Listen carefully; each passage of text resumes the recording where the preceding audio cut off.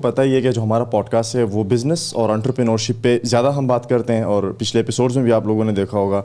लेकिन जो आज का एपिसोड है इसमें हमने बुलाया है एक मेमन को बिल्कुल फिट आदमी को कि हमारे साथ कारोबार पे बात करें। Welcome Ahmed on my podcast. How are you? I am perfect. ज़बरदस्त। तो कैसे आना हुआ इस्लामाबाद? बस एक इवेंट और बहुत सारे पॉडकास्ट बहुत सारे पॉडकास्ट में मेरे इस्लामाबाद आए थे। चले ज़बरदस्त है। थोड़ा सा ऑडियंस की अंडरस्टैंडिंग के लिए अपने बैकग्राउंड के बारे में बताएं, कहाँ पैदा हुए थे वगैरह वगैरह, फिर उसके बाद गपशप को आगे बढ़ाते हैं। यार मेरी 91 की पैदाइश है। 1991 शनाख्ती कार्ड में भी 91 है। 91 है तो ऊपर नीचे नहीं है मेरा। सही है। 91 की पैदाइश है, कराची में ही पैदा हुआ हूँ। एंड एक बेसिक मिडिल क्लास फैमिली से ताल्लुक, मतलब मिडिल भी नहीं, लोअर मिडिल क्लास कहेंगे। और वहाँ से पढ़ते आहिस्ता आहिस्ता पढ़ाई में बहुत अच्छे नहीं थे, कभी भी अच्छे नहीं थे। सही है। इंटरेस्ट नहीं था शायद पढ़ाई में इतना ज़्यादा, बहुत ज़्यादा इधर उधर की एक्टिविटीज़ में था कि खेलना भी है, कूदना भी है। इसके बाद एक बड़ी यूनिवर्सिटी में चले गए इत्तेफाक से, वो CVM यूनिवर्सिटी है कराची के। अच्छा। तो बाकी यूनिवर्सिटी में एडमिशन नहीं हुआ, इसलिए CPM जाना पड़ा, ये आखिरी ऑप्शन। ओके। तो CVM चले गए। CVM में मैंने अपना बैचलर्स किया, अपना मास्टर्स किया। बैचलर्स के मैं दूसरे साल में था तो मैंने काम स्टार्ट किया।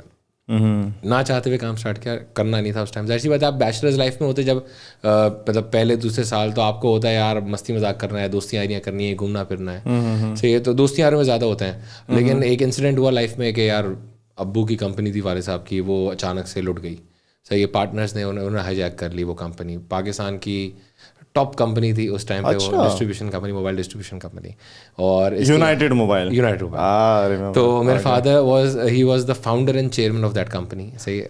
यूनाइटेड का बड़ा बूम था यार एक टाइम। यूनाइटेड ने बहुत ज़्यादा पीक देखा है। एक टाइम ऐसा भी था United was bigger than Unilever Pakistan. सही है। और मीना रीजन के टॉप डिस्ट्रीब्यूटर्स में था। यस। सही है। तो नोकिया आपको दिखता था, बादशाह था यूनाइटेड। मतलब मुझे याद है जंग प्रेस के एक बिल्डिंग के ऊपर उसकी मतलब उनका ऐड लगा होता। हम छोटे थे ना, हम इलाज वगैरह कराने के लिए जाते जंग प्रेस के अस्पताल। सबसे इंटेंस जो है ना डिस्ट्रीब्यूशन नेटवर्क था यूनाइटेड का।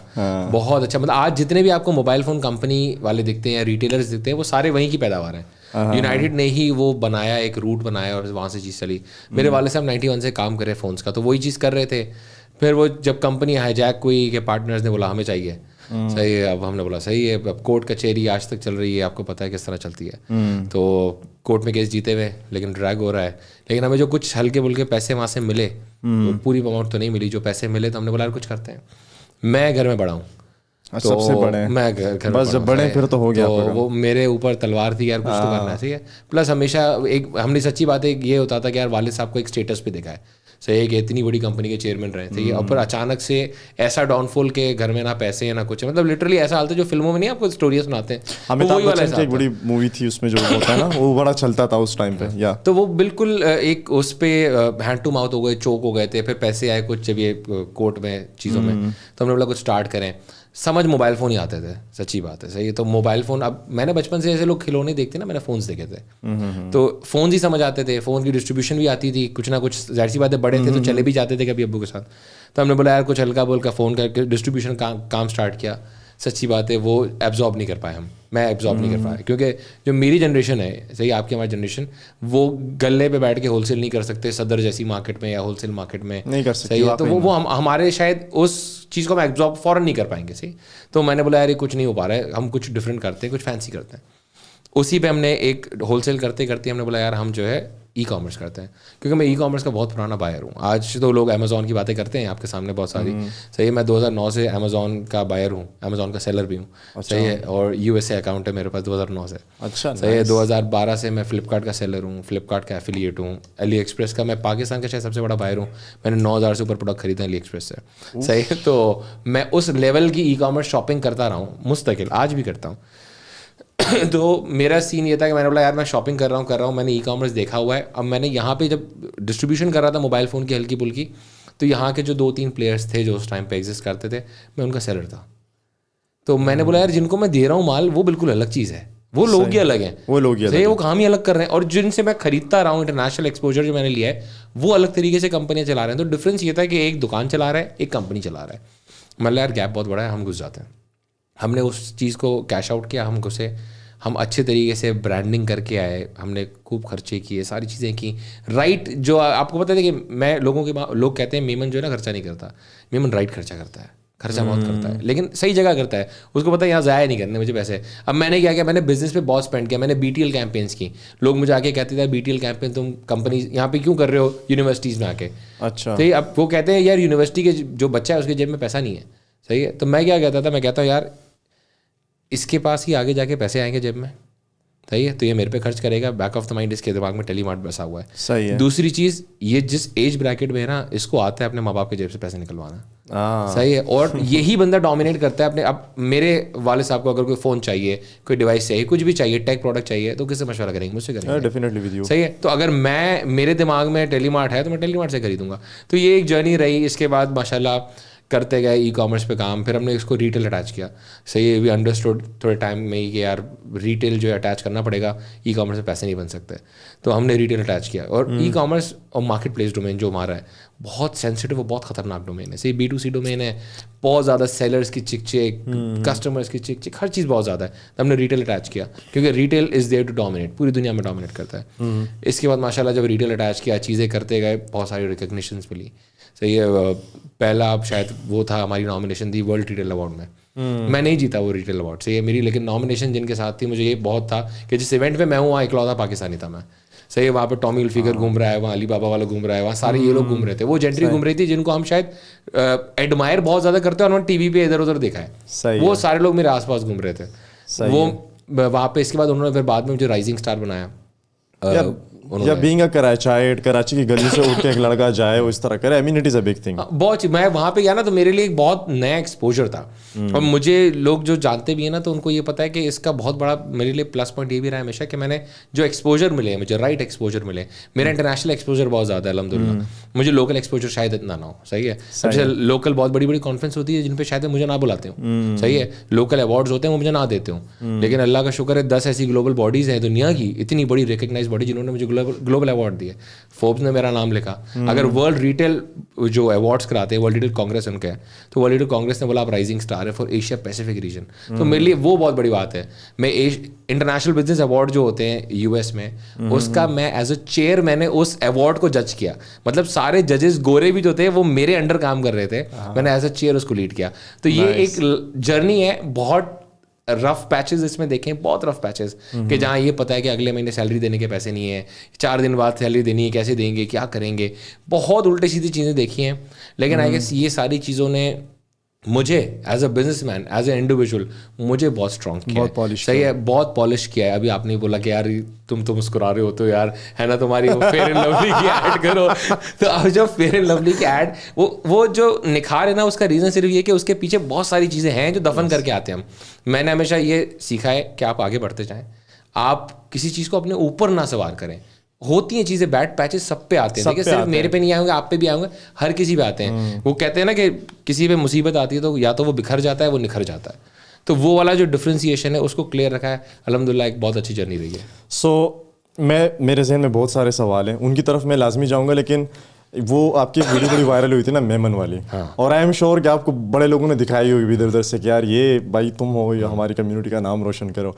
मुझे बताएं कि being in business, a businessman, ये मेमन का जो बैकग्राउंड है आपका इथनिकली, इसने कितना हेल्प किया लाइक इन बिजनेस, ये मुझे थोड़ा सा बताएं। और वो थोड़ा जो उस वीडियो में आपने बताया था कुछ ऐसी चीज़ें जो आपने मिस की हो और आपको लगे कि यार मुझे वो जो मेरा ओपिनियन था मेमनो के हवाले से, मैं थोड़ा सा और रिफाइन करके दूँ, तो वो भी आप दें ज़रा यहाँ पे ऑडियंस के सामने। यार देखिए, मैं लोगों के एक दिमाग बना हुआ है। अभी भी मैं एक कॉन्फ्रेंस में था, लोग कह रहे थे यार आप तो मेमन है तो मेमन तो बिजनेसमैन ही होते हैं। हाँ। मैंने बोला तो मेरे साथ चलो कराची, मैं तुम्हें दिखाता हूँ खारा दर, मीठा दर, हुसैनाबाद दिखाता हूँ, अजीज़ाबाद दिखाता हूँ, जहाँ मेमन रह रहे हैं। और वो बिल्कुल ऐसे तबका है कि जो मैं लोअर मिडिल क्लास भी नहीं कहना चाहूँगा, लोअर क्लास कहलाऊंगा, ठीक है।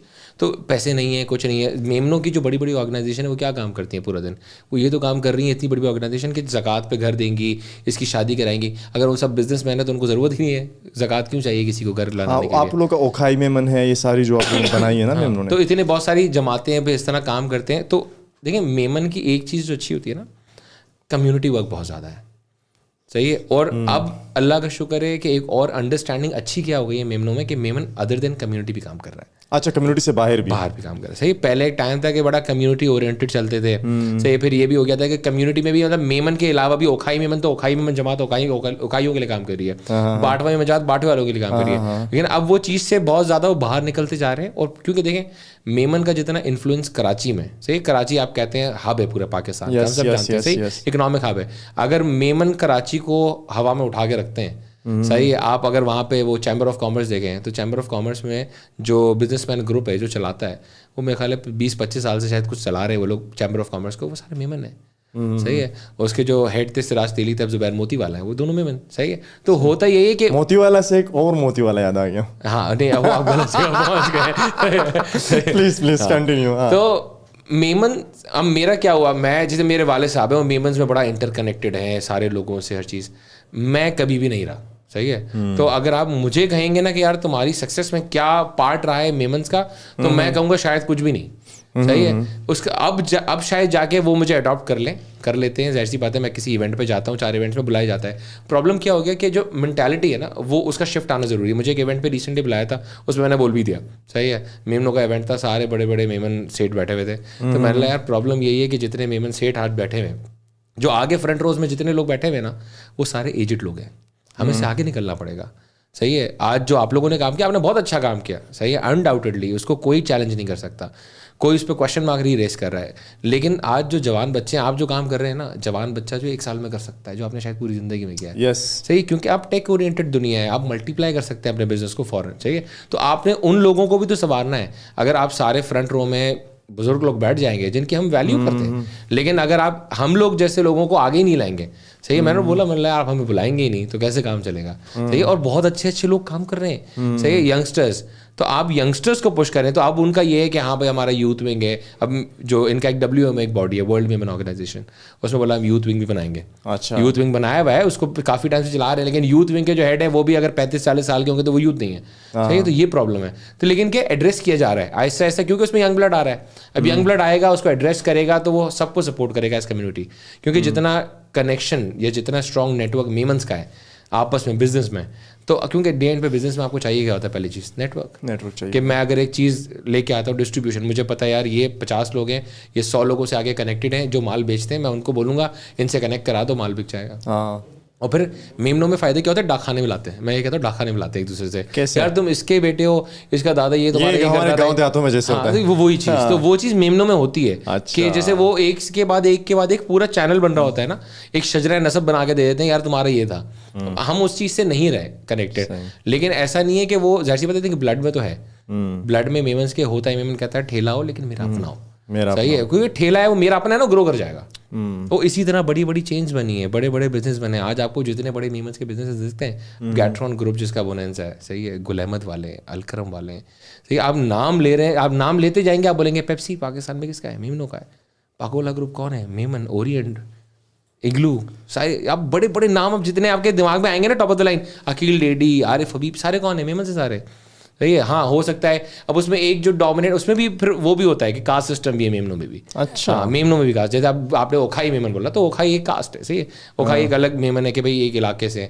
बाटवा, जैसे मैं जिस उससे कम्युनिटीज ब्लॉक करता हूँ, बाटवा मेमन है। सही, बाटवे वाले थोड़े ज़्यादा मशहूर है क्योंकि ज़्यादा पैसे बना लिए उन्होंने। सही है, सही टाइम पे शायद सही पैसे बना लिए, तो सबसे बड़ी जमात इस वक्त बाटवा मेमन है। सही है, लेकिन बहुत सारे अब और जमातें, छोटे छोटे ऐसे ऐसे लोग आ रहे हैं। अब वो रखा गया था मेमन का होता है कि भाई इस शहर से आया तो ये बाटे वाला है, ये धोराजी वाला है, ये वाला है, ये वाला है। तो जो इलाकों के नाम थे उसके नाम से कम्युनिटीज़ बनाई और लोगों ने काम स्टार्ट किया। पॉडकास्ट को अभी तक देखने के लिए बहुत बहुत शुक्रिया। रियलिटी चेक ग्रोथ कॉन्फ्रेंस की टिकट सेल पे हैं, आप अपने दोस्तों के साथ हमें ज्वाइन कर सकते हैं, लिंक बायो में, और आप डायरेक्ट वेबसाइट से भी टिकट खरीद सकते हैं। चलिए पॉडकास्ट की तरफ चलते हैं। सो बीइंग अ मेमन, इस चीज़ ने किस तरह हेल्प किया बिजनेस में? मेरा जो एक मैंने कुछ सेट्स ऑफ क्वेश्चंस भी मेरे जहन में थे ना, you know, since you are into e commerce and stuff like that, वो कौन सी मोटी 3-4 चीज़ें हैं? लोग अक्सर कहते हैं ना कि एक बिज़नेस प्लान होना चाहिए और आपके पास एक प्रॉपर टीम होनी चाहिए और ये होना चाहिए, वो होना चाहिए, इसके बगैर बंदा नाकाम। हम अक्सर देखते भी हैं ना, हमारे जो आजकल के नए नए मिलियनेयर्स बने हैं, वो अपने पॉडकास्ट में, मोटिवेशनल वीडियोज़ में कहते हैं ये अगर ना हो तो फेल हो जाओगे, ये अगर ना हो तो फेल हो जाओगे। सो टू यू वो कौन कौन सी 3-4 मोटी चीज़ें जिनको हमें अंडर एस्टिमेट नहीं करना चाहिए, वो हो तो तभी बंदा कूदे इस बिज़नेस में, ई कॉमर्स के?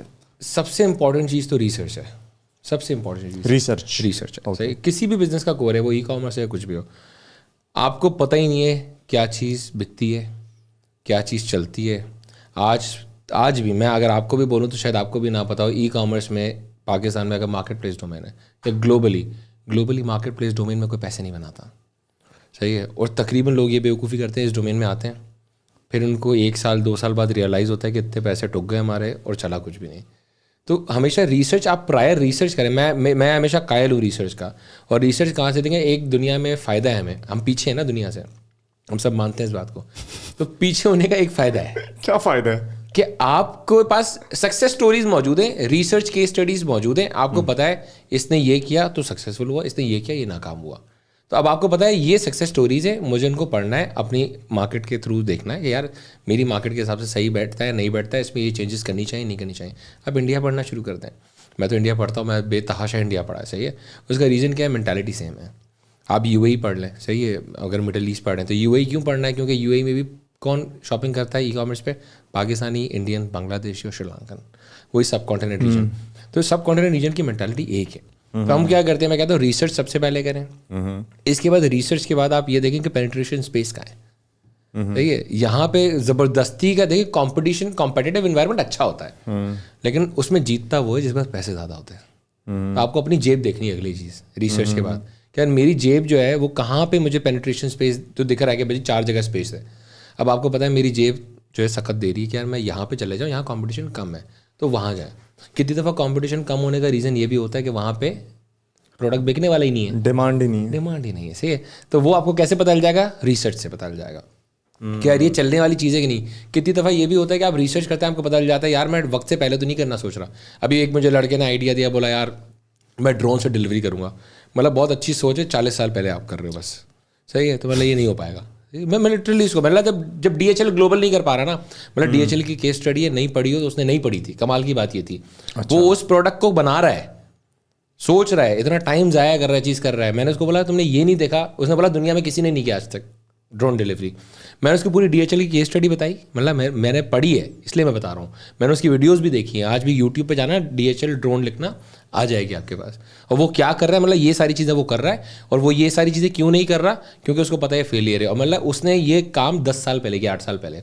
8 साल में उसने दूसरे यूनाइटेड स्टेट्स के स्टेट्स में भी नहीं, मतलब यूनाइटेड स्टेट्स में अलग अलग स्टेट्स हैं, दूसरे किसी स्टेट में भी जाके अगर उसने इंप्लीमेंट नहीं किया, विच मीन्स वो फेलियर है।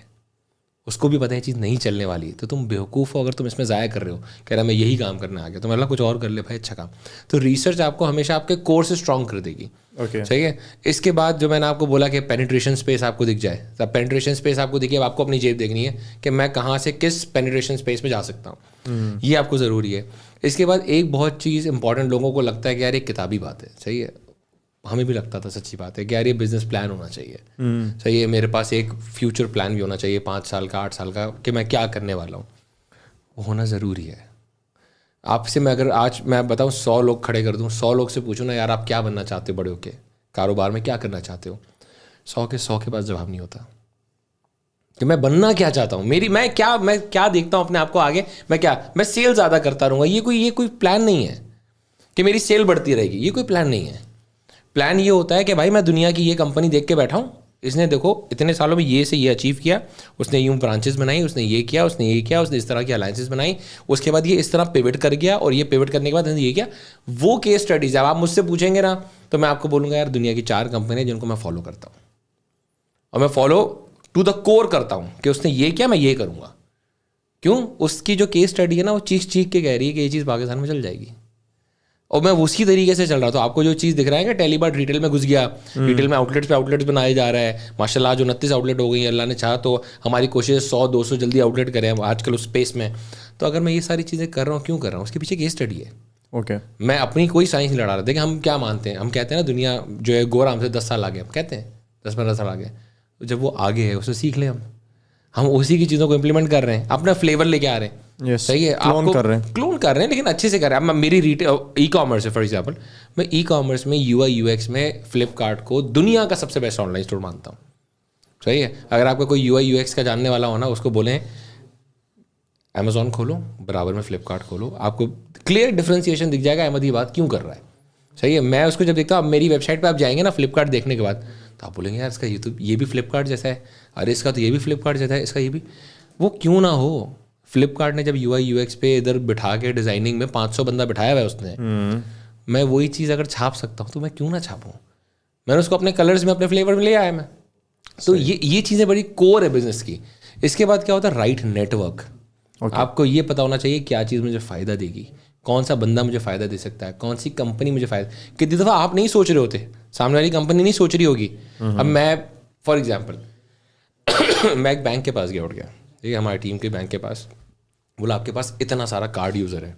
हमने उसको नंबर दे दिया उसका, हमने वर्किंग की कि इतना आपका कार्ड यूज़र है, आप यार ये एक काम करें, उनको क्यों नहीं बेचते, कुछ ना कुछ प्रोडक्ट बेचा करें। उन्होंने बोला हम कैसे बेच सकते हैं, हमें थोड़ी समझ आती। हमने बोला हम समझा देंगे। हमने उनके साथ बैठ के एक पूरा फुल साइज वेबसाइट बनाई। सही है। उन्होंने बोला हमें टेक समझ नहीं आता। हमने बोला हमारे डेवलपर आ जाएंगे, बैठ जाएंगे यहाँ। अब हमने क्या किया, हमने उसको डेवलपमेंट भी सिखाई, डेवलपमेंट में उनको सपोर्ट भी किया। हमने उनके जो वेबसाइट थी वो लाइव करवाई। उस पर सारे प्रोडक्ट किसके दिख रहे हैं, टेलीमार्ट के दिख रहे थे। बैंक पुश कर रहा है अपने कस्टमर बेस को। देखें, मैं टेलीमार्ट जितना भी बड़ा हो जाए, कोई भी ब्रांड कितना भी बड़ा हो जाए, बैंक से ज़्यादा उसका ब्रांड वैल्यू नहीं होती। बैंक इतना सिक्योर होता है, सही है, कस्टमर उस पर ट्रस्ट करता है अंधा। सही है कि बैंक है, कहीं नहीं जाता, फिर पीछे बैंकिंग मोहतसिब है, स्टेट बैंक के, बहुत एक अच्छी हायर के, बहुत अच्छे, बहुत साउंड है लोग सारे। तो हुआ ये, हमने बोला वो प्रोमोट कराया, उन्होंने प्रोमोट करना शुरू किया। ऐसा भी हुआ कि ऐसे भी महीने आए जहाँ पे उस बैंक ने जो मुझे ऑर्डर दिया ना, वो टेलीमार्ट के नंबर ऑफ ऑर्डर से ज़्यादा थे।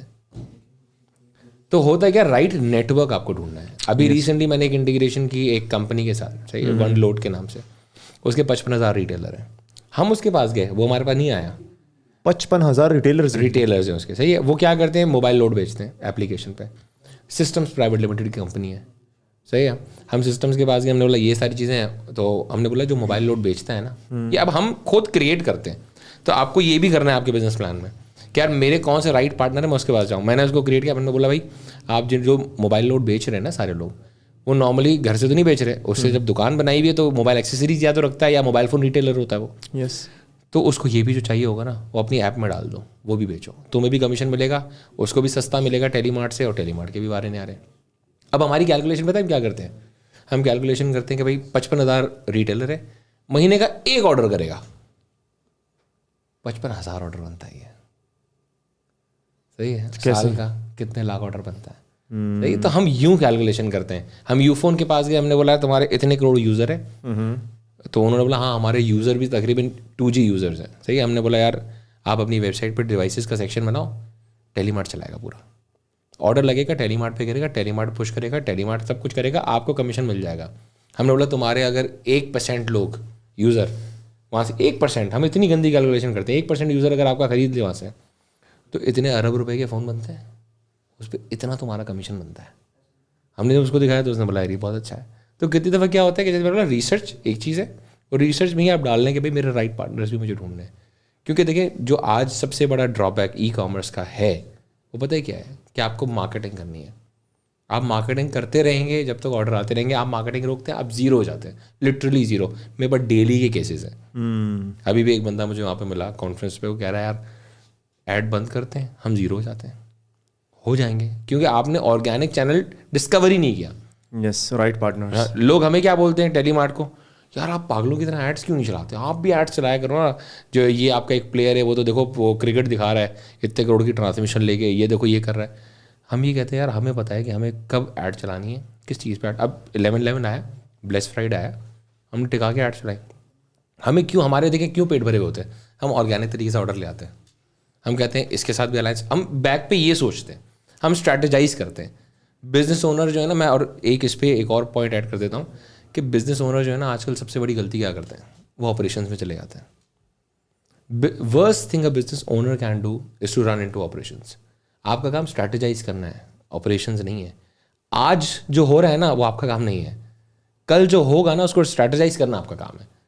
ये भी लोग ब्लंडर कर देते हैं। पहले दिन से क्या करते हैं कि भाई हम घुस जाएं, इसके बाद एक और ब्लंडर क्या करते हैं, हम पैसे रेज कर लेंगे। पहले दिन से यही सोच होती है। देखिए बिजनेस की दो सोचें होती हैं, एक चलाने की नीयत से बिजनेस बनता है, एक बेचने की नीयत से बिजनेस बनता है। जब आप चलाने की नीयत से बनाते हैं ना, चल जाता है। क्योंकि आप उसको सेंसिबल बनाने के लिए हर मुमकिन कोशिश करते हैं। सही है, मैं जिस डोमेन में हूँ, ई कॉमर्स मार्केट प्लेसेस दुनिया में प्रॉफिट नहीं करती, पूरी दुनिया में एक भी मार्केट प्लेस प्रॉफिट नहीं करती। मैंने क्या किया, मैंने बोला यार रिटेल को इसमें अटैच करो, रिटेल प्रॉफिट करता है, मतलब कॉर्पोरेट अटैच करो, प्रॉफिट करता है, अलायंसेस अटैच करो, जो पार्टनर्स हैं मेरे प्रॉफिट करते हैं, कॉर्पोरेट डालो प्रॉफिट करता है। तो हम इस तरह सेंस बनाते हैं। तो जब हमारी चलाने की नीयत है, अगर मेरी बेचने की नीयत होती ना, मैं कहता मार्केटिंग करो करो करो करो, पागलों की तरह छत पर ले जाओ, कहीं बेच देंगे हम। और फिर आपको एग्जिट नहीं मिलता पाकिस्तान में इजीली। सही है, एक कंपनी ने, रॉकेट ने आपके कितने सारे वेंचर्स पाकिस्तान में बंद किए ना, कारमूदी, लामूदी, ट्रिपडा, सही है, जोवागो, सारे बड़े बड़े केमू सब बंद करके गई है। सही, जब रॉकेट इंटरनेट बंद करके जा रहा है तो मैं क्या ही फिल्म हूँ। तो ये चीज़ें, इस तरह की चीज़ें लोगों को प्लान करना ज़रूरी है, और वर्स्ट केस सिनेरियो हमेशा सोच के प्लान करें कि बहुत ज़्यादा भी ये हो जाएगा ना, इससे ज़्यादा क्या होगा। तो आखिरी चीज़ जब आपको पता होगी ना यार मैक्सिमम ये हो सकता है मेरे साथ, तो आप वर्स्ट केस सिनेरियो के लिए जब रेडी है ना, कोई टेंशन नहीं है। और आप अपनी नेक नियति से, मैंने तो देखा है जो भी बंदा नेक नियति से काम कर रहा है, मेहनत कर रहा है, तो मेहनत का सिला आपको ज़रूर मिलता है। और अगर आपको लग रहा है कि यार ये बिज़नेस मेरा फिर भी नहीं चल रहा नेक नियति के बाद, हर चीज़ के बाद, तो शायद अल्लाह ने आपके लिए इससे बेहतर कुछ प्लान करके रखा हुआ है जहाँ आप पहुँचे नहीं अभी तक। जहाँ आप पहुँचे नहीं अभी तक। सो मुझे उससे याद आया, एग्जिट से याद आया कि कोविड ने बड़े लोगों को मिलियनेयर किया। थोड़ा सा अपनी इनसाइट्स दें कि मतलब मैं देखता था ना वो लड़के जो $500 कमाते थे महीने के, 1000 कमाते थे, कोविड में कोई 30,000 कमा रहा है, कोई 20,000 कमा रहा है। सो क्या तब, देखिए एक बबल था, हमने भी बहुत पैसे बनाए, ऐसा नहीं है कि नहीं बनाए। मेरा कोविड वाला साल आज तक का मेरा सबसे बड़ा साल था। अल्लाह ने चाहा तो ये वाला साल, अब हमारी कोशिश पूरी है कि अल्लाह ने चाहा तो दिख रहा है कि उससे इस साल में कुछ हो रहा है क्या, कोई जंक्शन हो रही है? नहीं, इस साल में इत्तेफाक से अच्छा हो गया है। अच्छा। कैसे वो पता नहीं, लेकिन हो गया है। अच्छा, नहीं ये स्कीम तो बतानी पड़ेगी। नहीं, राजू किस दिन आपकी इकोनॉमी बेहतर हो गई है। अच्छा। लोगों का ट्रस्ट बिल्ड हो गया है, तो लोगों ने स्पेंड करना शुरू कर दिया। वो जो पहले एक टाइम पे स्पेंड नहीं कर रहे थे, वो जो आपके डॉलर ऊपर जा रहा है, आपके इंपोर्ट बैन लगे हुए हैं, तो उसकी वजह से शॉर्टेज की वजह से चीज़ें महंगी हो रही हैं। मतलब आप सोचें 50-55 हज़ार का फ़ोन जो है वो 1.5 लाख टच कर रहा था, तो ऑटोमेटिक बंदा बोलेगा यार लेता ही नहीं हो, छोड़ दे यार। सेम मुझ जैसा बंदा भी एक फ़ोन पे आकर रुक के मतलब यार नहीं खर्च करने, इतने लाखों रुपए का कौन लेगा। तो अब जाके वो शायद वो चीज़ें रीगेन होना शुरू हुई हैं। कोविड के टाइम पे तो था ये कि आप जितने स्मार्ट थे ना, उस टाइम पे आपको बेनिफिट था। तो हमारे केस में क्या हुआ, अब कोविड पे आप अगर किसी बड़े, और जैसे हमारी इंडस्ट्री का सबसे बड़ा प्लेयर, अगर आप उससे पूछ लें कि यार कोविड का टाइम आपके लिए कैसा था, वो बोलेगा इससे बुरा साल नहीं था। क्यों? सही, उसका रीज़न क्या है? उन्होंने क्या किया कि भाई कोविड आया, 1 सेकेंड में उन्होंने अपने सारे ऑनलाइन स्टोर बंद कर दिया, सारे सेलर्स बंद कर दिए। क्यों? सेलर अवेलेबल ही नहीं है।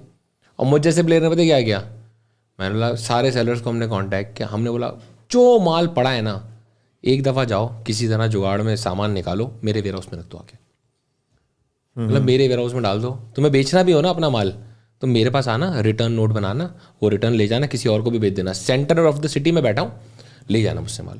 तुम बार बार अपनी दुकान नहीं खोल सकोगे क्योंकि वहाँ तो पुलिस वाले खड़े हुए, ये तो मेरा ऑफिस तो खुल रहा है, कोई टेंशन नहीं है। तो हमने उस वक्त स्मार्ट मूव पर, हमने कोरियर को क्या बोला, उसी दिन में कोरियर को फ़ोन किया, हमने बोला सारे लौंडे जितने यहाँ बैठा दो मेरे पास, कोई टेंशन नहीं है, अब यहाँ पे बैठेंगे आपके लड़के। उन्होंने यहाँ पे बैठा दिए। से कोविड की वायलेशन की मुझे भाई को कोरोना किसी वायलेशन की, इसका मतलब है हुआ ही है ना। हम लोग उसका प्लस फैक्टर ले रहे थे। और मुझे एक और बड़ा पर्चा वर्चा ना कट जाए इनके ऊपर ना अभी से। नहीं, वो 6 महीने के बाद पर्चा नहीं कटता। अच्छा, इतना कानून पता है। अच्छा, मैंने भी तो 6 महीने बाद पॉडकास्ट पब्लिश की थी, कट गया मेरे ऊपर। वो पब्लिश उस टाइम हुई ना, तो उसकी क्रिएशन उस टाइम हो जाती है। अच्छा, चले कैरी ऑन। तो कोरोना में फ़ायदा हुआ बहुत ज़्यादा, आगे अब जाके इकोनॉमी बेहतर हो रही है, फिर ई कॉमर्स को फ़ायदा होगा। लेकिन ई कॉमर्स को फ़ायदा ना होने के पीछे 2 बहुत मेजर वजूहात हैं जो आज भी अनरिस्पॉन्डेड हैं। सही है, उसकी 2 वजूहात क्या हैं? एक स्मार्टफोन पेनिट्रेशन है, दूसरी इंटरनेट पेनिट्रेशन है। वो स्मार्टफोन लेगा, फिर उस पर इंटरनेट यूज़ करेगा, उसके बाद क्या करेगा भाई, उस पर सोशल मीडिया यूज़ करेगा। सोशल मीडिया पे हम जैसे प्लेयर्स ऐड दिखाएंगे, हम बोलेंगे जल्दी से आ जाओ हमारे पास शॉपिंग करने के लिए। हाँ। तो जो पहले 2 प्री रेक्विजिट है ना, वो पूरे नहीं हो पा रहे हैं। सही है, वो पूरे होने में सबसे बड़ा जो उसमें स्टेप होगा ना, देखिए या तो गवर्नमेंट लेगी, नॉर्मली गवर्नमेंट नहीं लेती। सही है, तो होगा क्या, प्राइवेट पार्टी लेगी। प्राइवेट पार्टी कौन होगा? टेलकोज होंगे। आप दुबई जाते हैं, इत्तिसलात दे रहा है ना फ़ोन आपको, Yes. यूएस जाते हैं वोडाफोन भी दे रहा है, स्प्रिंट दे रहा है Yes. ना, टी मोबाइल दे रहा है, वेराइजॉन दे रहा है। तो होता क्या है कि इनको स्टेप अप करना पड़ता है अपना गेम। पाकिस्तान में ये चीज़ ही नहीं है।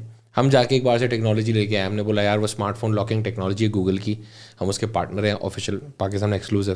तो हमने बोला यार हम स्मार्टफोन में डाल के देंगे, सब टेलकोस के पास जा रहे हैं, लेकिन किसी टेलको को आज तक समझ नहीं आ रही बात। हम बोला टेक्नोलॉजी है, टेक्नोलॉजी फ़ोन में डाल के आप दे दें, लैंड कर दें उसको फ़ोन। अब आप जब लैंड करेंगे, हमने किसी बैंक को भी बोला, लैंड करें आप फ़ोन, जब वो लैंड करेंगे तो आपको टेंशन लेने की ज़रूरत नहीं है, आपको रिकवरी एजेंट नहीं पाल लें, आपको जब दिलो ना आपके हाथ में उसकी डिवाइस है, बंद कर दो। आप उसकी ऐप बंद कर दो, ये कर दो, वो कर दो, नोटिफिकेशन भेज दो, पुश नोटिफिकेशन, वीडियो नोटिफिकेशन। आज 30 तारीख को इसको नोटिफिकेशन आ गई कि कल पैसे देने आपको, पहली को फिर आ गए आपने पैसे नहीं दिए, आपने जो लैंग्वेज उसमें रखनी है आपने रख ली, गूगल का है ऐसी बात है।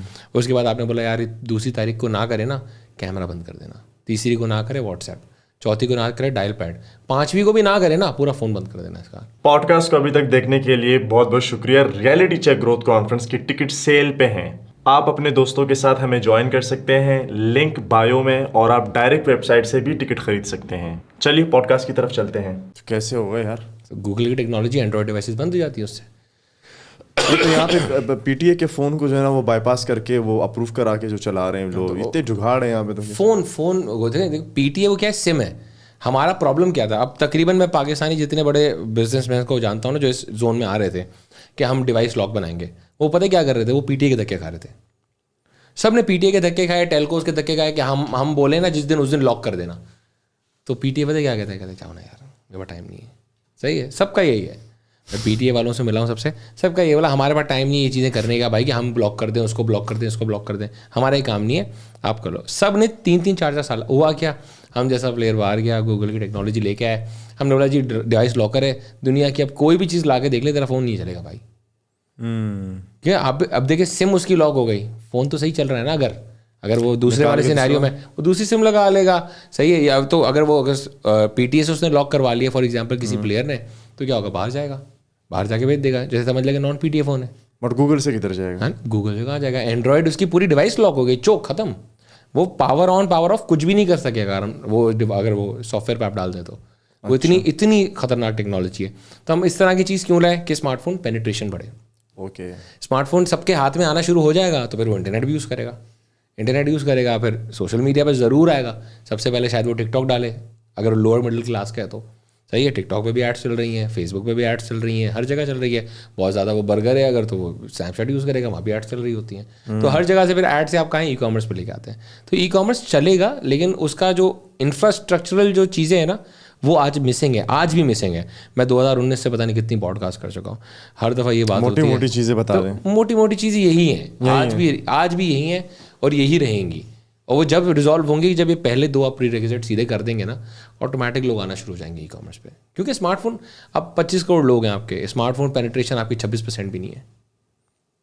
और ये 26% आप काउंट कर रहे हैं ना, ये यूनिक फ़ोन्स हैं, सही है। अब उसमें आपके पास हो सकता है 2 फ़ोन हो, मेरे पास हो सकता है 2 फ़ोन हो, अब मुझ जैसे भी बंदे, मेरे पास तो और भी ज़्यादा फ़ोन है, सही है। मैं तो थोड़ी सी कलेक्शन भी बना कर रखी हुई है। तो ये चीज़ें होती हैं। अब जिसके पास ज़्यादा फ़ोन हैं तो हुआ क्या, वो वहीं पे 26% में आप काउंट किए जा रहे हैं उसको। और फिर अगर स्मार्टफोन उसके पास है तो क्या वो इंटरनेट यूज़ कर रहा है? सारे तो नहीं कर, सारे नहीं कर रहे। 21.6%, 21.6% आपकी इंटरनेट पेनिट्रेशन है। तो वो इंटरनेट ही यूज़ नहीं कर रहा, आप वो है यूएई है। हाँ, बेचोगे कैसे उसके ऊपर? अब यूएई है, यूएई की ब्यूटी है उसकी इंटरनेट पेनिट्रेशन इज़ 100% पूरे मुल्क की। 100% लोग इंटरनेट यूज़ कर रहे हैं, 100%। और वहाँ का जो ई कॉमर्स साइज़ है वो $40 बिलियन क्रॉस कर गया है। पाकिस्तान जो यूएई कितना है आपको पता है? हमारा जैसे मैं अब कराची का हूँ, ठीक है, गुलशन और जौहर मिला लेना उतना आपका पूरा यूएई की पॉपुलेशन है। 90 लाख लोग हैं, 90 लाख लोग हैं पूरे कराची में। 3.5-4 करोड़ लोग हैं। 4-5 बिल्डिंगों को आप मिलाए कराची के तो इतने बन जाते हैं। अब वो जो जौहर और अब वो 90 लाख लोग हैं, लेकिन वहाँ $40 बिलियन की इंटरनेट, वहाँ पे वो ई कॉमर्स हो रही है ट्रांजेक्शन। पाकिस्तानी 4-5 बिलियन डॉलर, वो भी रफ एस्टिमेट है, गेस्टिमेट है लोगों का। हमारे कैलकुलेट किस तरह करते हैं माशाल्लाह लोग। अभी मुझसे एक बंदा पूछ रहा था कैसे नंबर निकलता है। मतलब नंबर बड़ा आसान निकलता है, वो स्टेट बैंक का नंबर निकालते हैं ई कॉमर्स ट्रांजेक्शन का, और फिर वो एक केस लगाते हैं कि यार ई कॉमर्स जो ऑनलाइन ट्रांजेक्शन है वो 15% होती होंगी, तो अगर ये 15% है तो बाकी 85% इतना हुआ, टोटल हमारा इतना होगा। बस ऐसे ही बस सत्तू कोई पी के रैंडम निकाल नंबर दिया। नहीं, कोई रैंडम किसी के पास प्रॉपर नंबर नहीं है पाकिस्तान में। लेकिन आप यूँ देखो तो 4 से 5 बिलियन डॉलर है। 25 करोड़ लोग 4 से 5 बिलियन डॉलर ई कॉमर्स कर रहे हैं। वहाँ पे 90 लाख लोग 40 बिलियन डॉलर क्रॉस कर गए। ये तो शर्म का मकाम है। लेकिन वो क्यों है? क्योंकि वहाँ इंटरनेट पेनिट्रेशन 100% है। सब लोग, आप जाएँ दुबई, कौन ऐसा बंदा आपको दिखेगा जो इंटरनेट नहीं यूज़ कर रहा? सारे आपको बार फोन कहाँ दिखता है? फीचर फोन कहाँ दिखता है? नहीं दिखता। वहाँ सबके पास स्मार्टफोन है, सब इंटरनेट यूजर्स है। तो ये चीज़ें प्री रेक्विजिट हैं, ये हो जाएंगी सीधी तो ई कॉमर्स भी सीधा हो जाएगा। वरना हम जैसे लोग वरना यही करेंगे कि हम रिटेल को और ज़्यादा फोकस करते जाएंगे बस। सो जो इन्वेस्टर्स के उस पे आते हैं, थोड़ा सा जो इन्वेस्टर आता है पैसे इन्वेस्ट करने के लिए किसी भी चीज़ के अंदर, उसकी वो 4-5 मोटी मोटी चीज़ें बताएं कि वो किस तरह की चीज़ों, बीइंग इन्वेस्टर, अगर आप हो इन्वेस्टर तो आप क्या चीज़ें देख के पैसा लगाएंगे?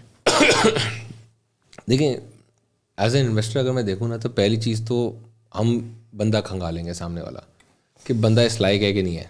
सही है, अगर बंदा इस लायक है। वैसे मैंने इनको प्रपोज किया कि मुझे थोड़े पैसे दे दें बिजनेस के ये भी मेरी बारे में बोल रहे हैं। बंदा अच्छा है, सही है, अच्छा जो उस पैसे को संभाल सकता है, उसके कंधे पे बोझ डाला जा सकता है, इस लायक के बोझ लेके काम कर लेगा। ठीक है, शार्प है, उसका एक्सपोजर अच्छा है, सही है, मेंटल लेवल अच्छा है, तो उस बंदे पे पैसे पहली चीज़ तो लगाए जा सकते हैं। सही, ये एक चीज़ है। दूसरी चीज़ बहुत इंपॉर्टेंट, उसका आइडिया क्या है। सही है, अगर वो आइडिया स्टेज पे तो उसका आइडिया क्या है, क्या वो यूनिक आइडिया है, क्या वो कुछ उल्टा सीधा करने वाला है। सही है, अगर आइडिया बैक्ड बाय रिसर्च है, बैक्ड बाय रिसर्च अगेन, सही है, फिर रिसर्च आगे। सही है कि भाई आइडिया ये है कि मैं ये करना चाहता हूँ, क्योंकि देखें इंडिया में भी इस तरह की कंपनियां, उन्होंने ये किया और ये यहाँ तक पहुँच गए, और मैं इस तरह की चीज़ पे यूं करूँगा और मैं ये कर लूँगा। तो अगर आइडिया बैक बाय रिसर्च है तो वो आइडिया वेट हो गया कि हाँ यार ये चांस है। क्योंकि देखिए आज आप यूनिक आइडिया नहीं ला सकते, आप दुनिया से पीछे हैं, आप यूनिक आइडिया नहीं ला सकते, क्लोन कर सकते हैं। हाँ, और मैं ये कहता हूँ कि भाई आज जब गाड़ियाँ बनी हुई हैं तो टायर ईजाद क्यों करना है तुम्हें? सही है, गाड़ियाँ बनी हुई हैं ना, तो वैसे ही बना लेंगे सेम एक देख के। तो पहला वो बंदा, इसके बाद उसका वो आइडिया, इसके बाद वो आइडिया किस लेवल तक स्केल किया जा सकता है। सही है, अब देखें 2 तरीके के इन्वेस्टर्स होते हैं। एक इन्वेस्टर होता है देसी इन्वेस्टर, जो प्रॉफिट का भूखा है।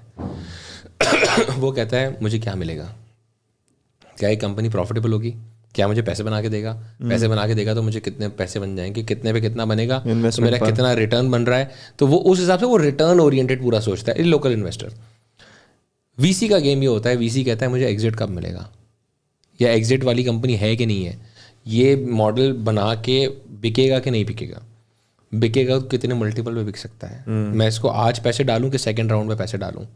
सही है, तो वो ये वाली सारी चीज़ें कैलकुलेट करता है, वो मल्टीपल देख रहा होता है अपने पैसे का। ये ऐसी भी कंपनियाँ है, वियतनाम में कंपनी है, उसने 500x दिया है, 500x अपने इन्वेस्टर को दिया, 500x ये भी होता है, 20, 30, 40x भी मिल जाता है। लॉसेस भी हो जाते हैं वीसी के, क्योंकि वीसी देखें हाई रिस्क बिजनेस होता है। वो वीसी रिस्क लेता है, उसकी कैलकुलेशन ही होती है 10 में इन्वेस्ट करूंगा 60 डूब जाएंगी, ये 3 उनका भी पूरा कर देंगे।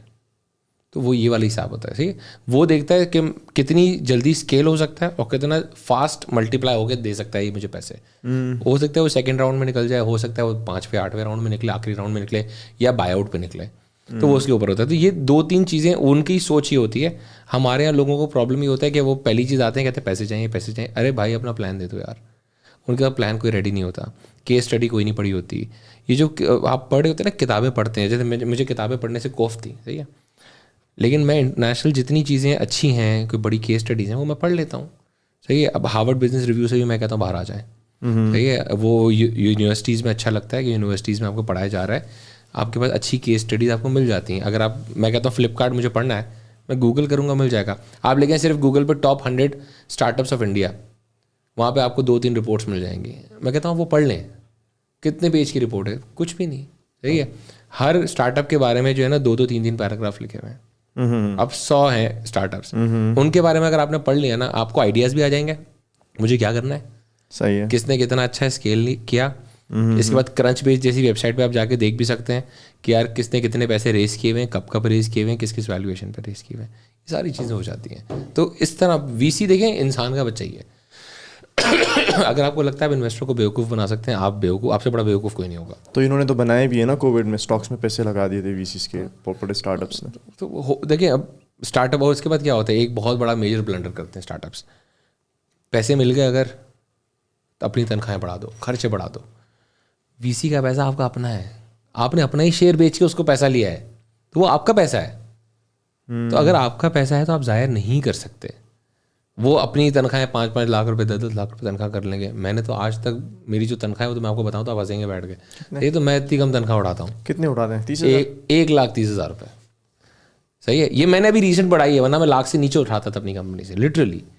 सही है, आप यूँ देखें तो टेलीमार्ट का माशाल्लाह नाम है, हर चीज़। आपको क्या लगता है मैं अगर जाऊँ आज बोलता हूँ किसी को मुझे नौकरी करनी है, मुझे 5-8 लाख रुपए नहीं देगा नौकरी? क्यों नहीं देगा? महीने का देगा। सही है, वो मेरे एक्सपोजर को, कैलिबर को देखते बोलेगा 5-8 लाख रुपए तनख्वाह है, मैं क्यों उठा रहा हूँ 1.25 लाख रुपये? मैं पागल हूँ? मैं इसलिए उठा रहा हूँ कि मैं अपनी कंपनी पे भी बर्डन नहीं हूँ। सही है, मुझे पता है कि मुझे अगर उसको सेंसिबल तरीके से चलाना है। प्रॉब्लम क्या होता है, वीसी का पैसा ले उड़ा दिया। उड़ाना ही तो नहीं है, इन्वेस्ट करना और उड़ाने में बहुत बड़ा फर्क है। वो ये लोग भूल जाते हैं, जिसकी वजह से वीसी क्या देखता है, वीसी देखता है मेंटालिटी इसकी ऐसी है, ये पैसे उड़ा रहा है, या इसने जो प्लान दिया है मुझे। अब हम जो फाइनेंशियल फोरकास्टिंग देते हैं उसको, सही है, अब मैंने जब वीसी से हमारी पहली बार बात है, हमने उसको फाइनेंशियल मॉडलिंग बना के दी 6 साल की फाइनेंशियल मॉडलिंग दी कि हर महीने क्या होगा, कैसे होगा, कितना खर्चा होगा, कौन सा बंदा हायर होगा, कितने पे हायर होगा, किस चीज़ का खर्चा कहाँ पे खड़ा होगा। लिटरली PNLs बना के दिए हमने उसको 6 साल के अगले फ्यूचर के। अच्छा, हम इतनी वर्किंग करके बैठते हैं। सही है, अब जब ऐसी वर्किंग करके कोई टेबल पे बैठता है ना वीसी के आगे, वो कहता है यार ये तो चांद से उतरे डायरेक्ट। भाई इन लोगों को पैसा लगाना चाहिए जो इतना आगे का 5 साल का सोच के बैठे हैं कि यार भाई यूँ करूँगा, यूँ करूँगा, यूँ करूँगा। तो वो चीज़ें आपकी सिंसेरिटी दिखाता है आपके बिजनेस प्लान के लिए, कि आप कितने पैशनेट हैं, सिंसेयर हैं, आप पार्ट टाइम कर रहे हैं, फुल टाइम कर रहे हैं, क्या है। तो आपकी सिंसेरिटी अगर कंपनी के साथ है, आपके आइडिया में दम है और आइडिया वेट हो रहा है किसी भी तरीके से, कि इंटरनेशनल कोई केस स्टडी है, इसके बाद कोई भी दुनिया का बंदा आपको पैसे देगा। हो सकता है वो आपको वैल्यूएशन भी छेड़ना शुरू करे, इतनी नहीं, इतनी बनती है, इतनी नहीं, इतनी बनती है, लेकिन वो आपको पैसे ज़रूर देगा। सो मिसाल के तौर पे मेरा एक स्टार्टअप है, वो 6-8 महीने में इतना ग्रोथ किया कि 20% जो है ना वो मुझ पे, मतलब मुझे उस पर कोई वो दे रहा है। तो डू यू थिंक कि ये एक अच्छा टाइम है उसके एग्जिट के लिए, इसको चलाना चाहिए इससे आगे? देखिए कितनी दफ़ा ये होता है कि आप, अगर आपकी रिसर्च ये कहती है, रिसर्च आ रहा है इत्तेफाक से आगे, रिसर्च नहीं, रिसर्च तो बड़ा इंपॉर्टेंट फैक्टर है यार। अगर आपकी रिसर्च ये कहती है कि जिस मार्केट में मैं हूँ वो आगे एक फैट की तरह है, फॉर एग्जांपल, वो ज़्यादा लंबा नहीं चलेगा, सही है, या मैं एक मेच्योरिटी पॉइंट को टच करने वाला हूँ 1 आधे साल में, राइट टाइम में बेच के भाग जाओ, राइट टाइम में बेच दो, निकल जाओ। क्या आपको अच्छे, इसका मतलब आपको अच्छे पैसे मिल रहे हैं, सही है, आप किसी को चूना भी नहीं लगा रहे, आप पीक पे अपनी कंपनी छोड़ के जा रहे हैं, आपने बेच दी। अगर आपको लगता है कि यार ये अभी इतना स्केलेबल है, जैसे मेरे पास अभी कोई आता है कहता है यार टेलीमार्ट बेच दो पूरी, मैं बोलूँगा सॉरी, सही है, हाँ, अनलाइक ये कि वो ऐसी कोई ऑफर मार दे जो मैं मना ही ना कर पाऊँ, वरना मैं उसको क्या बोलूँगा, माजरत भाई। क्यों? मुझे पता है कि मैं आज अगर 29-30 फ्रेंचाइज़ों पे हूँ, सही है, और माशाल्लाह एक बहुत बड़ा ई-कॉमर्स सेटअप चलाता हूँ, मुझे पता है यार मैं 30 फ्रेंचाइज़ों की जगह मैं 1000-1500 फ्रेंचाइजी भी कर सकता हूँ। पाकिस्तान में इतना स्कोप है। जब वियतनाम में जिस कंपनी को मैं फॉलो करता हूँ ना, उसके 3000 स्टोर हैं। ओके, वियतनाम 12.5 करोड़ लोग हैं, सही है, पाकिस्तान 25 करोड़ बंदा है। तो यहाँ कितने होने चाहिए? डबल आप कर लें ना, सीधा मैं कहता हूँ डबल कर लें, सही है, 3000 है तो 6000 स्टोर, मैं कहता हूँ 6000 नहीं भी तो 2000 की तो गुंजाइश है ही ना। सही है, 2000 अगर स्टोर की गुंजाइश है, आज मैं 30 पे बैठा हुआ हूँ, तो मुझे सेंस नहीं बनाता कि आज मैं बेच के भाग जाऊँ। इसका मतलब इतनी बड़ी अपॉर्चुनिटी मैं इसको कैश आउट कर सकता हूँ, तो मैं इसको कैश आउट करने के लिए जाऊँ। हाँ, बीच में मुझे फंड रेज करना पड़ता है, मुझे करना चाहिए, यस, मुझे एग्जिट नहीं लेना चाहिए, क्योंकि ये अगर मैं फंड रेज करके आगे बढ़ूंगा ना, तो मैं स्केल कर सकता हूँ, मैं इसको प्रॉफिटेबल भी कर सकता हूँ, मैं इसको सेंसिबल कर सकता हूँ, उल्टा इस जोन में आ सकता हूँ कि मैं कल को बोलूँ कि यार मुझे एग्जिट नहीं चाहिए, मुझे और उल्टा कंपनियाँ खरीदनी है। ये हमारे यहाँ प्रॉब्लम ये हो जाता है, हमारे लोगों की सोच ये है कि मुझे कंपनी बेचनी है, कंपनी बेचनी है, कंपनी बेचनी है, कंपनी बेचनी है, ये चल रहा है। किसी ने आज तक ये नहीं बोलना कि मैं ऐसी कंपनी बनाऊँ कि मैं सबकी कंपनी मैं खरीदना शुरू कर दूँ। तो वो सोच कहते हैं कि कितनी दफ़ा सोच आप बहुत ज़्यादा वाइल्ड हो गए। मैं कहता हूँ सोच ऐसी होनी चाहिए जो वाइल्ड हो, अगला भले कभी हंस भी जाए मुंह पे आपके, सही यार ये क्या पागलों वाली बातें करते हैं। आप बोलोगे तो करोगे ना यार, सोचोगे कुछ तो अचीव करेंगे उसको। मैं अगर मुझे आज लोग कहते हैं आपने बहुत अचीव किया माशाल्लाह, मैं कहता हूँ यार मुझे जितना चाहिए ना मैंने शायद उसका 1% अचीव किया है। अल्लाह का शुक्र है कि अल्लाह ने जितना दिया है उस पर कोई नाशुक्री नहीं है, लेकिन मुझे ऐसा लगता है मैंने 1% अचीव किया जो मुझे चाहिए। अगर मैं ये बेंचमार्क रखता हूँ कि 99 अभी और अचीव करना है, तो मैं कहीं 60-70 कहीं तो सेटल करूँगा आराम से, सही है। लेकिन अगर मेरा बेंचमार्क ही नहीं है, मुझे कुछ करना ही नहीं है, तो मैं आज ही हाल में बैठा रहूँगा, खुश रहूँगा। या सो आई थिंक हमें ऑलमोस्ट 1 घंटा हो गया। मेरा आखिरी सवाल वो ये कि पाकिस्तान में कारोबार करना कितना मुश्किल है? यार बहुत मुश्किल है। मैं इमरान इसमें बताऊँ, बहुत मुश्किल है। मैं रीजनिंग दे रहा हूँ, ठीक है। देखिए कुछ कारोबार आसान है, ऐसा नहीं है, ठीक है। हम प्रॉपर्टी है, प्लाट ले लिया बेच दिया, ये आसान है। ये छोटे मोटे ये तो आसान है, सही है। बिजनेस में अगर देखें हम, ट्रेडिंग बिजनेस में वो भी शायद आसान है, सही है। सही है।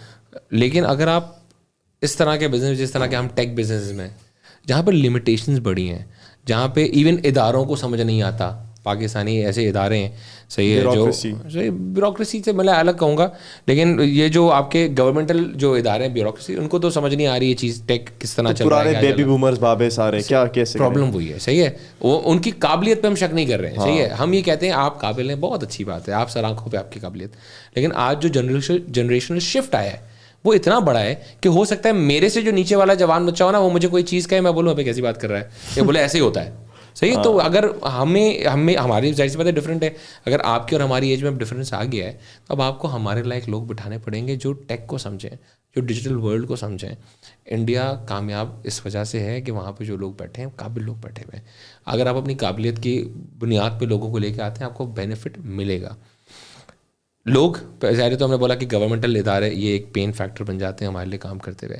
अक्सर वो टैक्सेज, मैं लिटरली एक मुझे FBR का नोटिस आया, मेरी कंपनी, मैंने आपको बताया 100% टैक्स देती है, सही है। मैं कोई ऐसी कंप्लाइंस दुनिया की नहीं है जो मैं ना करता हूँ। मतलब मेरे यहाँ जो चाय भी बना रहे हैं आलम भाई की भी EOBI का कार्ड बना हुआ है। पॉडकास्ट को अभी तक देखने के लिए बहुत बहुत शुक्रिया। रियलिटी चेक ग्रोथ कॉन्फ्रेंस की टिकट सेल पे हैं, आप अपने दोस्तों के साथ हमें ज्वाइन कर सकते हैं, लिंक बायो में, और आप डायरेक्ट वेबसाइट से भी टिकट खरीद सकते हैं। चलिए पॉडकास्ट की तरफ चलते हैं। सही है, उसकी भी सारी चीज़ें पूरी हैं, हर चीज़, उसके भी बैंक में मैं दे रहा हूँ सैलरी, चाय बनाने वाले की मैं हर चीज़ कर रहा हूँ, सही है। मेरी हर ऑर्डर पे हर चीज़, जहाँ टैक्स जो चीज़ है मैं उल्टा ज़्यादा देता हूँ, जहाँ कहीं बचा भी सक रहा होता हूँ ना कि यार मुझे दिख रहा है कि यार ये चीज़ मैं रिबेट ले सकता हूँ, मैं नहीं लेता। मेरी आदत है, क्योंकि मैं यहाँ से सुकून से रहना चाहता हूँ, ताकि मुझे कभी कोई आके उंगली लगाते ना, मैं कहूँ भाई मैं सीधा हूँ, ट्रांसपेरेंट। मुझे गवर्नमेंटल इदारे ने, पाकिस्तान का इदारा, उसने मुझे लिखा कि यार आपका जो है ना, आपने 3 साल से टैक्स नहीं दिया। नाइस। 17, 18, 19 में आपने टैक्स नहीं दिया, ठीक है। और मुझे वो नोटिस आया तो पहला रिएक्शन देखें, एज ए ह्यूमन आपका पहला रिएक्शन नॉर्मली लोगों का ये होता है, हमारा नहीं होता शायद, इसलिए नॉर्मल लोगों का ये होता है, नोटिस आ गया है, FBR का नोटिस है, गए, पहला नोटिस याद है, गए, ठीक है। हमारा क्या हुआ, मैं गया, मैंने उसको, कंसल्टेंट मेरा था, मैंने उसको भेज दिया वो तस्वीर, मतलब मैं जा रहा हूँ मिलने के लिए इनसे। वो कह रहा है यार ये उसमें होते हैं, ख़तरनाक है ये। मतलब मैंने जब मैं कोई चीज़ गलत थी कि मैं जा रहा हूँ, मिल के आ रहा हूँ, लड़ाई थोड़ी करने जा रहा हूँ यार। मैं गया, उनका बैठा, मैंने बोला सर आपने एक नोटिस भेजा था जिसमें आपने हमें तलब किया था। बोला जी यार आपने 17, 18, 19 में टैक्स ही नहीं दिया। बोला सर जिस कंपनी का आप मुझे नोटिस भेज रहे हैं ना, वो 20 में रजिस्टर हुई है, मैं 17, 18, 19 में नहीं भर सकता उसका टैक्स। बोला आप टेलीमार्ट प्राइवेट लिमिटेड 20 में रजिस्टर हुई है मई में, मैं कैसे पिछले सालों के टैक्स दे दूं। कह रहे हैं अच्छा ऐसा हुआ है। मतलब सर आप चेक कर लें, ये मेरा रजिस्ट्रेशन सर्टिफिकेट है SECP का। कह रहे हैं अरे यार मतलब लगता है आपको, उस टाइम रमज़ान का टाइम था तो मैंने मजाक किया, सर लगता है आपको लड़कों को रोज़ा लग रहा है। तो बस चले गए, ख़त्म हो गई कहानी।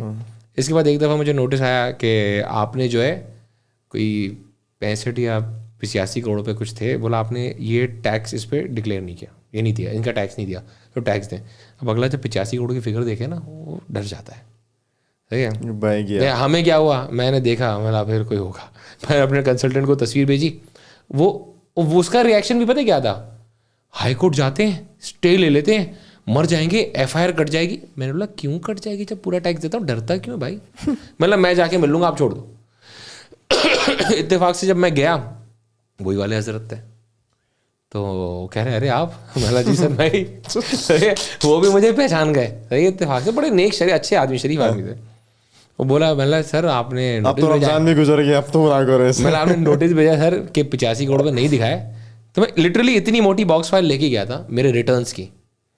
मतलब सर इतने नहीं, इतने पैसे थे, जो इससे कहीं ज़्यादा थे, मतलब इतने पैसे थे, इन सब पे देखा टैक्स दिया है, मेरे नहीं है ये पर्चे, आपके डिपार्टमेंट के, SRB के, सिंध रेवेन्यू बोर्ड। तो मैंने बोला और दूसरी चीज़ आप इस पर कह रहे हैं, आप इस पर वो दो फेडरल सेल्स टैक्स, मैं वो नहीं देता हूँ, मैं तो SRB में रजिस्टर हूँ। कह रहे SRB में हूँ। मतलब सर ये रहा सिंध रेवेन्यू बोर्ड का रजिस्ट्रेशन सर्टिफिकेट। तो बोला अच्छा कह रहे हैं, मैंने बोला और आपने कमाल ये किया, मैंने बोला ये आप 3 बैंक अकाउंट डालना भूल गए थे जो मेरे थे और उसमें आपने नोटिस में नहीं डाले, वो भी डाल दीजिएगा तो इतना फिगर आपका पूरा हो जाएगा जो मैं दिखा रहा हूँ जिसके रिटर्न। तो आप जो 65-85 कह रहे हैं इतने नहीं, इससे कहीं ज़्यादा है और वो मैंने टैक्स में दिया हुआ है। और फिर मैंने बोला सर एक और गलती हो गई आपके लड़के से। कह आप क्या हो गया? मतलब जब आपने 4 इसमें 5 बैंक अकाउंट डाल के देखे ना, उसमें से एक मेरा है ही नहीं, पराया डाल के दिया है, किसी और का बैंक अकाउंट। कैसे आउटडेटेड लोग हैं यार। अब आप ये सोचें कि देखिए आप किसी को नोटिस जाते हैं ना वो डरता है, उसकी पहली वो होती है फितरत। अल्लाह का करना ऐसे, शायद हमने इतने सालों में इतनी सारी चीज़ें देखी है कि हम पहला रिएक्शन डरना नहीं होता, हम कहते हैं वर्किंग करो यार देख लेंगे, सही है। तो ये इस तरह की चीज़ें बहुत सारी निकलती हैं, ये गवर्नमेंट इदारों का प्रेशर। फिर कारोबार में जब आप B2B बिजनेस चला रहे हैं, बहुत सिक्योर है, बहुत अच्छा काम है। अब B2C बिजनेस चला रहे हैं ना, तो उसमें लोगों की मेंटालिटी इतनी करप्ट है हमारे यहाँ पाकिस्तान में, चाहे वो कस्टमर्स हों, वेंडर्स हों, कुरियर पार्टनर्स हों, सब करप्ट है ना यार। हम बाद जमात सारे गए गुजरे हुए हैं, सही है। हम डेली, क्योंकि हमें लोग कहते हैं ना कि यार हम बहुत अच्छे हैं, तो मैं कहता हूँ हाँ हम किताबों में अच्छे हैं, सही है। शायद मैं भी इतना ही करप्ट हूँ, सही है। मैं ही कहता हूँ हाँ मैं भी बुरा हूँ, सही है, सब बुरे हम, लेकिन आप भी हैं, इतना माने। अब जो कस्टमर्स जिस तरह हमें ट्रीट करते हैं, 2 दिन ऑर्डर लेट मिला, लिटरली मुझे एज अ बिजनेस ओनर, मेरा काम नहीं है यार, CEO का काम नहीं होता कंपनी के कि आप उसको मैसेज करें, सपोर्ट आपके पास। 2 दिन प्रोडक्ट उसका लेट हुआ है, वो ऐसी ऐसी गालियाँ लिख के भेजेगा, ऐसी ऐसी चीज़ें लिख के भेजेगा, सोशल प्लेटफॉर्म पे उल्टी सीधी चीज़ें लिखेगा आपको टैग करके। अब होता है क्या, देखें आप, कोई क्यों चाहेगा कि वो पब्लिक प्लेटफॉर्म पे ज़बरदस्ती से ले लो? कोई भी नहीं चाहता ना, नहीं चाहता, सही है। किसी की भी चाहत नहीं कि मैं पब्लिकली जलील हो रहा हूँ पूरा दिन बैठ के, सही है। मैंने 10 ग्लोबल अवार्ड लिए, फोर्ब्स में मेरा नाम है, मुझे दुनिया मान रही है, गोरा मान रहा है मुझे, लेकिन पाकिस्तान में आओ तो वहाँ पे जाके आपको कोई भी सोशल मीडिया पर टैग करके ऐरा गैरा लिख देता है, कुछ भी, जिसको जो दिल गाली। अब वो गाली देने का दिल हमारा भी हो रहा होता है, लेकिन जब आपका जो वो होता है ना, आपकी पर्सनैलिटी है, आपको हर चीज़ है, आपकी पोजीशन है, आप वो चीज़ नहीं कर पाते। वरना मुझे लोगों को पता है कि यार अहमद आएगा अपनी जोन पे, सही, तो मुझे बातें पूरी करने आती हैं।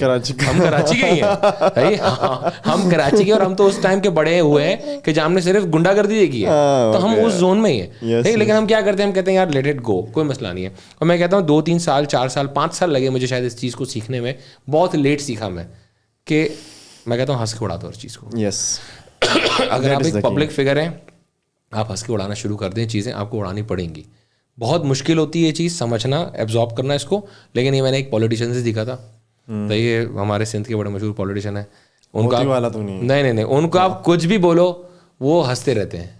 पूरा पाकिस्तान एक टाइम पे उनको गालियां दे रहा था, वो हंस रहे थे, सही है। मैं नाम नहीं लूंगा, सही है, बूढ़े से है ना, हाँ, और बड़े मशहूर है, बड़े मशहूर पॉलिटिशियन, सही है। तो उनका राज है, सही है। अब वो क्या है, वो हंस रहे हैं, तो मैंने ये बोला कि यार, और एक चीज़ जो है ना, मेरा एक अल्लाह का शुक्र है, एक ईमानी फैक्टर ऐसा है कि मैं कहता हूँ जब मैं हर चीज़ सही कर रहा हूँ, मैं हर चीज़ अपने अल्लाह को देखते हुए, हाजिर नाजिर जानते हुए हर चीज़ कर रहा हूँ। मैं अपने कस्टमर के साथ ज़्यादती नहीं कर रहा, वेंडर के साथ नहीं कर रहा, मैं कोरियर के साथ नहीं कर रहा, मैं पेमेंट गेटवे किसी के साथ नहीं कर रहा, अपने लड़कों के साथ नहीं कर रहा जो ऑफिस में काम करते हैं। तो इसके बाद इज़्ज़त और ज़िल्लत दोनों अल्लाह के हाथ में, सही है। इंसान कुछ भी कर ले, वो मुझे नुकसान नहीं पहुँचा सकता, ना मेरा नाम ख़राब कर सकता है। वो 4 जगहों पे जाकर लिख देगा, वो उसकी अपनी तरबियत, उसकी अपनी सारी चीज़ें। हम ये कहते हैं आपका जो दिल करता है कर लें, सही है, क्योंकि हमें पता होता है हम लीगली साउंड है, हम मॉरली साउंड है, एथिकली साउंड है। जब हम हर चीज़ सीधी कर रहे हैं ना, इसके बाद उसका जो दिल करता है वो कर ले, मुझे उससे फिर फ़र्क नहीं पड़ता। ये B2C बिज़नेस चलाने का मैं कहता हूँ ये कोर है, आपको सीखना पड़ेगा।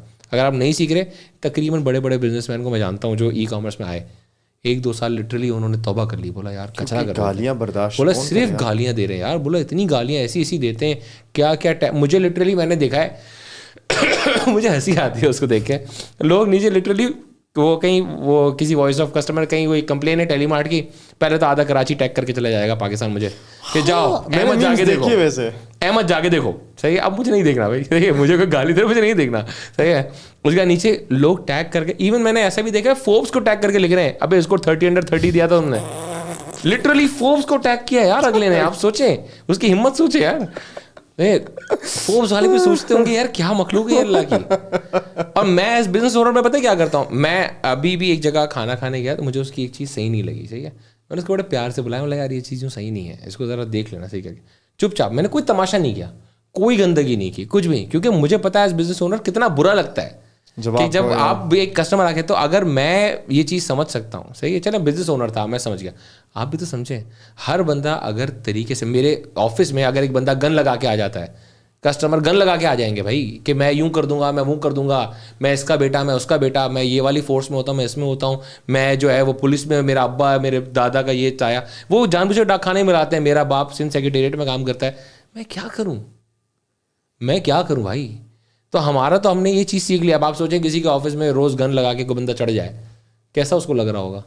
अगले दिन जो है ना बंदा खुद भी गन ले लेगा और बाहर गार्ड्स भी बिठा देगा, और यू नो आपको एक सेंस ऑफ इनसिक्योरिटी भी होगी। और फिर आपको हर टाइम डो होगा कि यार ये क्या चल रहा है यार, ये मनुष्य क्या बिजनेस में घुसा हुआ है। वाकई में तो वो इस तरह के जो प्रॉब्लम्स है ना वो बहुत ज़्यादा है हमारे यहाँ पाकिस्तान बिजनेस में, कि एज ए कस्टमर हमें लर्न करना पड़ेगा मॉरल्स को, एथिक्स को। माशाल्लाह हम इस्लामी मुल्क में रहते हैं, कहने को किधर है सही है, इस्लामी जमहूरिया है पाकिस्तान आपके नाम में आपने लगाया हुआ है। अगर मैं कहता हूँ थोड़ी सी आप तालीम थोड़ी सी चीज़ें अगर इस्लाम की सीख लें कि इंसान को कि दूसरे इंसान का किस तरह डील कर लें। अगर मैं कोई चीज़ गलत कर रहा हूँ सही है तो मैं 10 साल नहीं निकाल सकता था, सही है।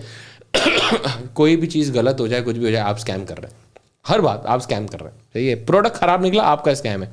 मेरे 2 आईफोन ख़राब निकले, ना मैं गन लगा के एप्पल के स्टोर किया, ना मैंने एप्पल को बोला तुम स्कैमर हो, सही है। मैंने तो नहीं किया, बोल के दिखा, सही है। ये कोई तरीका भी नहीं था, अगर मैं जाऊँ भी, सही है। हाँ, बोल भी नहीं सकते आप, सही है, बोल भी नहीं सकते।